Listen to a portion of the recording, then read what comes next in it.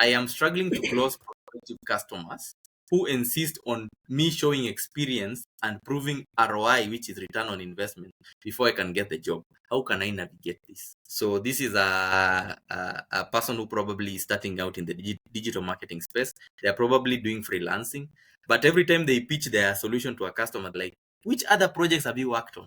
Or can you confirm to me that if I give you 100K, you will return 120?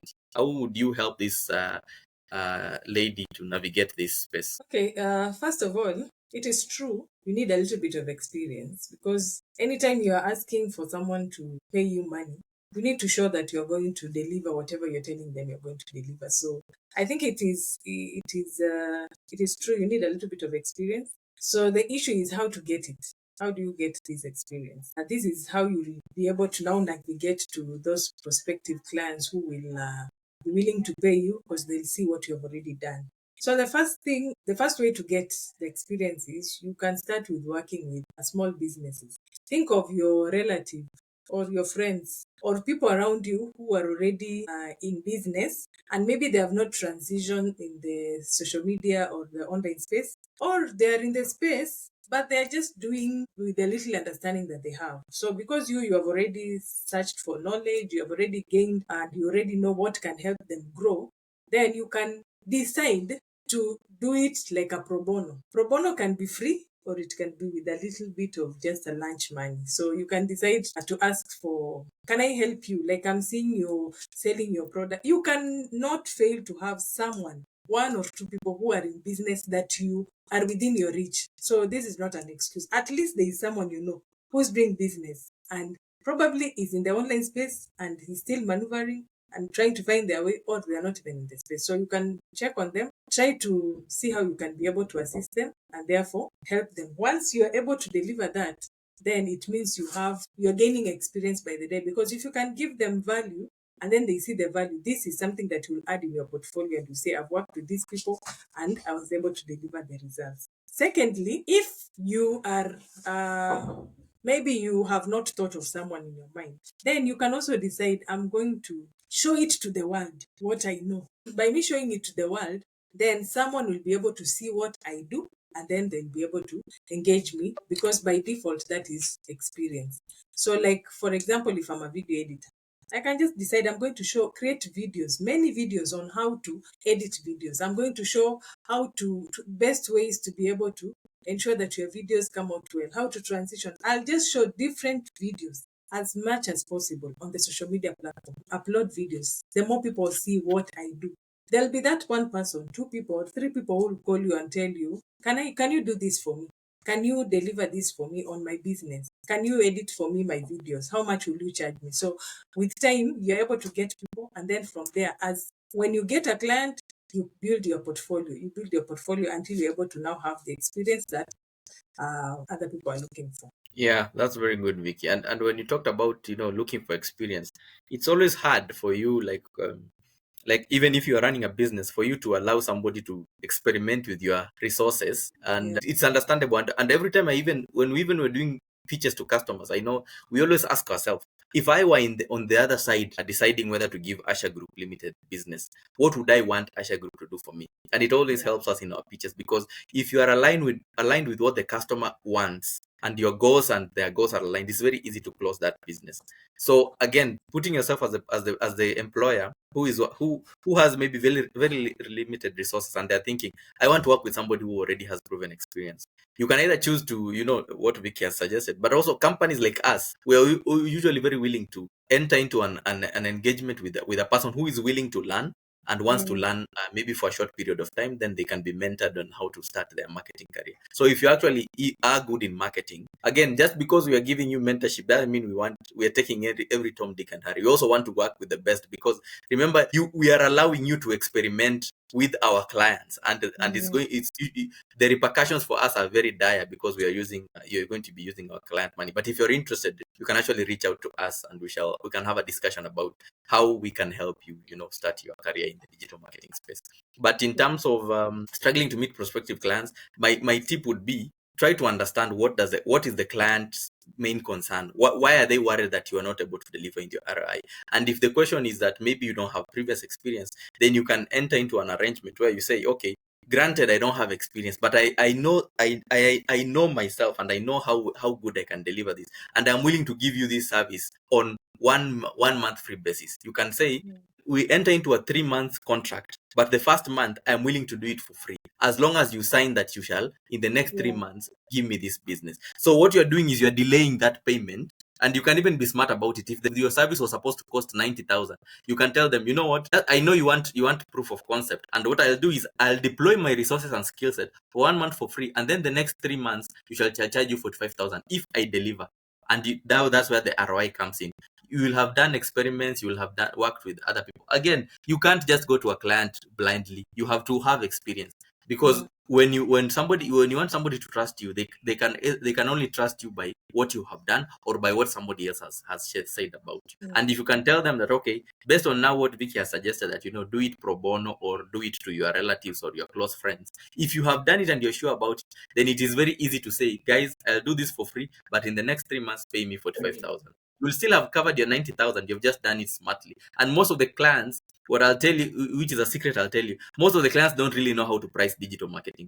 People price digital marketing based on how much they have in their pocket. So Yeah. if you meet a client who is willing to pay 50,000 per month, they'll pay. If you meet a client who is willing to pay 100,000, they'll pay. But the difference is usually, how well are you able to convince the value proposition you give to the client? The more a client pays you, also remember, the more the client expects. So also be very cautious to not overpromise and under deliver. But it's very possible for you to start, and you'll struggle. Maybe the first three clients will not accept your proposal, but you have to keep at it until you are able to get it. And if you struggle, even with your change of approach of offering the first month for free, or the first week for free if it is a short-term contract, then you might want to consider getting experience in actually a place that offers digital marketing. It can be through an employment, or it can be through agency. Why do we say this? Because even I and Vicky, and most of the people who run agencies at the moment, most of them first built their experience professionally. So you'll Mhm. find that most people, the normal trajectory is, you have no experience. Nobody is willing to give you, to test with their resources with you. So who is willing to give you a try? An employer, and an employer will pay you based on your experience. So when you start, maybe you can start earning from a very low income. As you grow in that career and you get more experience, then your value also grows, and you can change careers into an agency. Or now, when you know that you are very skilled at that craft, then you can say, okay, now I want to go and do freelance, and now start doing pitches directly to clients. So usually the people will go through the path of, first of all, getting an employer, learning through the job, and understanding even how a corporate setup works. By the way, running an agency is not the same as being employed in an agency. It's a very different ballgame, and sometimes you want to know how a corporate structure works before you can even attempt it. So if you're struggling right now getting clients because you are maybe new to the business, you have to accept that just the nature of things. You can either do what Vicky has suggested, or you can now consider getting a job. And of course, even just getting a job is easier said than done. But slowly by slowly, slowly but surely, you should be able to land a place, especially if you implement the suggestion Vicky has given of building it publicly and sharing with prospective clients. Yeah. But yeah, I think that's a question. Now, this is an interesting question. I told you guys were asking both professional and personal questions. Now, Yeah. this query was about, what type of clients does Asha Group serve? We see you guys doing videos. Who do you serve? What type of businesses do you guys serve? I think this is a prospective client who is not too sure whether they should engage us. Vicky, how do you convince this client? This is Client a pitch one.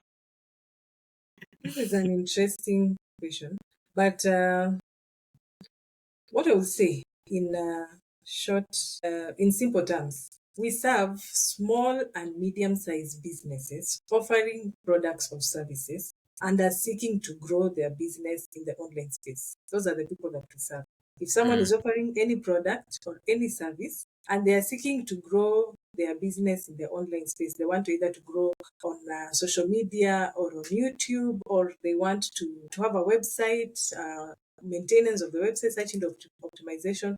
We serve those kind of clients. I've had even people will tell me, because you're a marketer, can you be able to create for me posters, banners? No, now the offline marketing, that one is a different company that will serve. If we were to work with you, will outsource that kind of business. But for the online space, anything in the online space, that will seek to make you money, then that's the kind of customers that we serve. And we majorly focus on businesses. We are not focusing on influencers. How can I?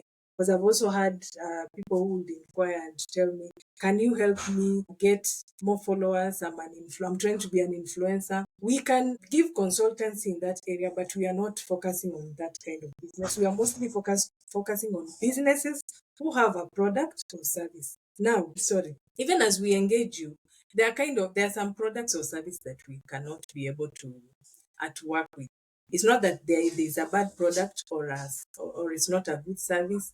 It's just that anytime a client engages us, we look at the product or the service that the client is offering and the problem that he's trying to solve. So if the problem the client is trying to solve is something that we know that we can deliver, then we'll engage the client and we'll tell the client that we can work with them. There are some products or service, not that they will not work online, but we might not be in a position to assist them because we feel that either we will not be able to understand each other with the client. I don't know if you're getting what I'm saying, Steve. There are some products or Yeah, service that yeah, we prefer. we have a specialty. Yes, we have a specialty. There are some products or service that we prefer to just either direct the client to a different person.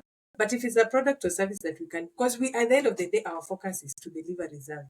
So if we know that we'll give it, by the time we engage you and we tell you now we can work with you, it means we can deliver results to at the product or service that we offer.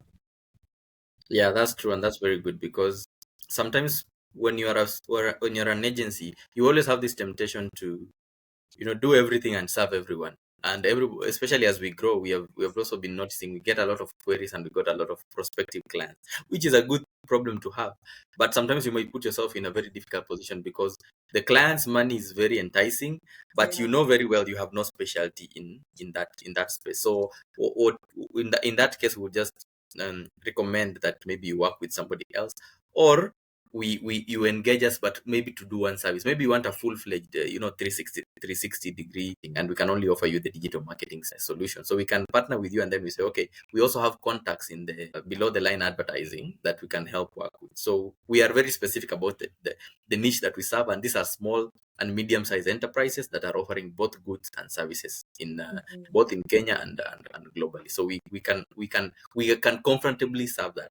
Not that we don't have corporate clients, but most of our corporate clients are rarely current customers, which means we engage corporate clients, or they engage us to work on maybe a short-term campaign. They want a 3 month social media campaign, or they want us to develop for them their website, and they have an in-house person to maintain it. So for them, we still work with corporate clients. We just don't work with them as a specialty. But most of our recurring or clients that we have on retainer are usually small and medium-sized businesses. Now, what is a small and medium-sized business? A small and medium-sized business is a company that does turnover or revenue between 50,000 per month all the way to 5 million per month.